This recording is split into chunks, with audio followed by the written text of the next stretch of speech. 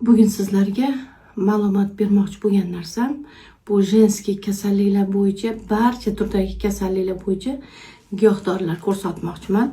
Kista, mioma, eroziya, adenomioz, mastopatiya, barcha turdagi kasalliklar bo'yicha mana bunaqa dorilarimiz bor. Borovая matka, krasная shotka, sbor nastoyga, immunitetlarni ko'tarishga quvvat dorimiz и vanna. Agar ko'proq mana bu achishlar, shamollashlar, hojatga tez boradigan bo'lsangiz, vannalar bor. Eroziyalarda vanna qilsa, tahorat qilsa, tiniqlashtirib beradigan.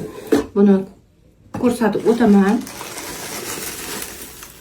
Bir choy qoshiq borovaya matka solamiz.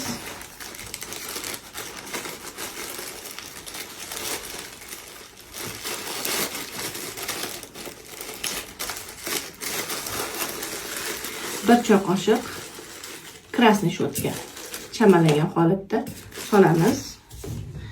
Qaynoq suvni ustidan quyamiz. 200 gram yetarli bo'ladi. Buni 2 soat tindirib qo'yamiz. 2 soatdan keyin 100 gramdan 2 mahal ichsangiz, bu barcha turdagi shamollashlarni yo'qotib, tiniqlashtirib beradi. Har kuni 100 gramdan 2 mahal, juda ham natijasi zo'r.